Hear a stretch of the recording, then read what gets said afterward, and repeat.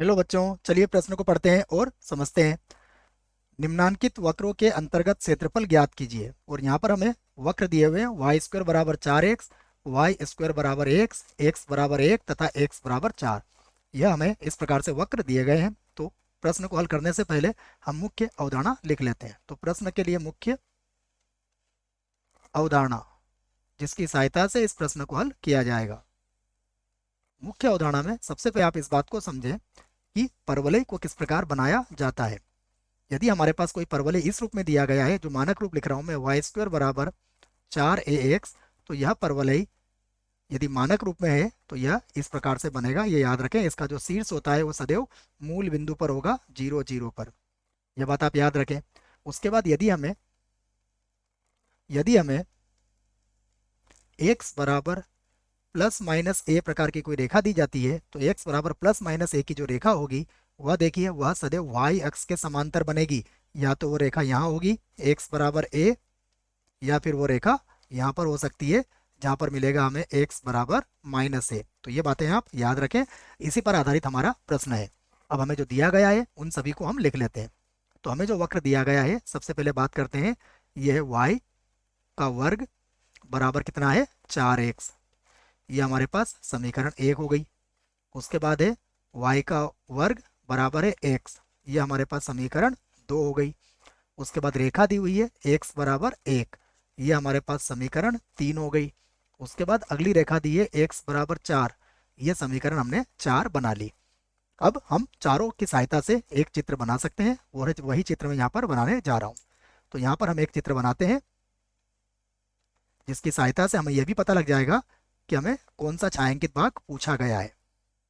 देखिए, सबसे पहले जो परवलय होगा वह कुछ इस प्रकार से होगा। ये मैं सबसे बड़ा परवलय बना रहा हूँ, जो कितना है, ये परवलय है। यहाँ से लिख देता हूँ इसको। इस परवलय का जो नाम है वाई स्क्वायर बराबर क्या दिया गया है, यहाँ लिखते हैं इसको। ये होगा वाई स्क्वायर बराबर 4x। ये समीकरण नंबर 1 वाला परवलय मैंने बना दिया है। उसके बाद वाई स्क्वायर बराबर एक्स भी है। तो वाई स्क्वायर बराबर एक्स जो परवलय होगा वो थोड़ा सा कम मुंह खोलेगा, तो हम इसको इस प्रकार से बना देते हैं। यह परवलय कुछ इस प्रकार से होगा।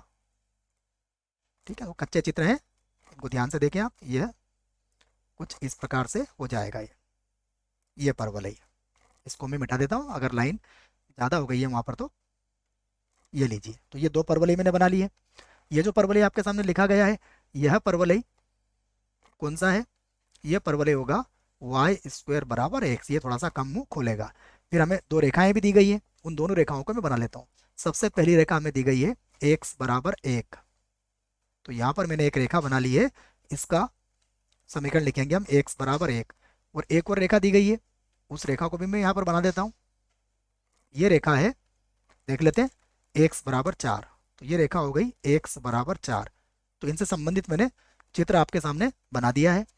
अब हमें क्या करना है, पता लगाना है कि हमें कौन सा भाग यहाँ पर ज्ञात करना है। तो देखो, छायांकित भाग मैं कर देता हूँ आपके लिए। चारों के मध्य का भाग एक तो ये होगा जो मैं छायांकित कर रहा हूँ, देखो ये होगा जो सभी के पास होगा। और एक ये भाग होगा जिसमें चारों वक्र हमारे सम्मिलित हो जाएंगे।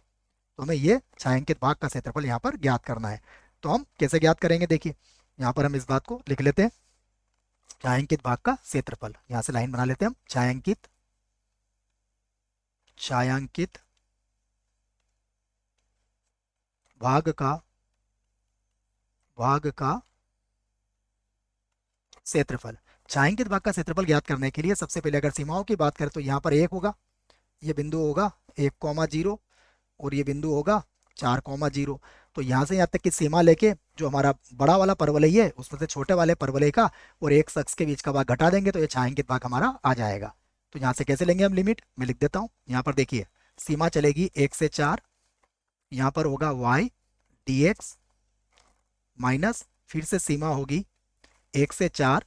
यहाँ पर भी होगा y dx। और हमें क्या करना पड़ेगा, इस पूरे भाग का दुगना करना पड़ेगा बच्चों ना, इसको मत भूल जाना, इसको दुगना करना पड़ेगा क्योंकि नीचे भी वही भाग है। उसके बाद यहाँ पर y का प्रयोग कहाँ से करना है ये भी समझ, ये लिख देते हैं हम। यहाँ पर y का मान हम समीकरण 1 से रखेंगे, और यहाँ पर y का मान हम समीकरण 2 से रखेंगे। अब हम मान रख लेते हैं, तो मैं फिर से लिखता हूँ इसे। देखो सभी के पास ये 2 तो मैंने लिख दिया। अब यहाँ पर 1 से 4 सीमा हो जाएगी, दोनों की सीमा यदि बराबर है तो हम इसको एक साथ भी ज्ञात कर सकते हैं। यहाँ पर हम लिख लेते हैं। देखो पहले वाले में y का मान कितना था, 4x, लिख लिया आपने। उसके बाद कितना था, x, और सीमा एक जैसी है इसलिए हमने एक साथ ही इसको लिख के यहाँ पर घटा लिया है। अब 4x में से 1x घटा लीजिए आप, तो कितना आ जाएगा, 3x, तो ये हो जाएगा 2 × 3, और यहाँ पर 1 से 4, यहाँ कितना आ जाएगा, x dx। अब हम इसका समाकलन कर देते हैं। तो ये तो हो गया 6, x का समाकलन क्या होगा, x⁻2, और बटे में आ जाएगा 2, और सीमा कितनी होगी इसकी, 1 से 4, 2 से 6 को भी काट दो 3 बार, तो ये हो जाएगा 3, और अब सीमा रख लो। x का मान 4 रखेंगे तो 4 का वर्ग कितना हो जाएगा, 16, और माइनस हो जाएगा 1, 16 में से 1 घटाएंगे तो कितना बचेगा, 15, 15 का 3 से गुणा कर दो तो ये हो जाएगा 45, और लिख देंगे वर्ग इकाई। तो हमने इनका उभयनिष्ठ भाग यहाँ पर ज्ञात कर लिया है। आशा करता हूँ आपको इस प्रश्न का उत्तर समझ में आया होगा। धन्यवाद।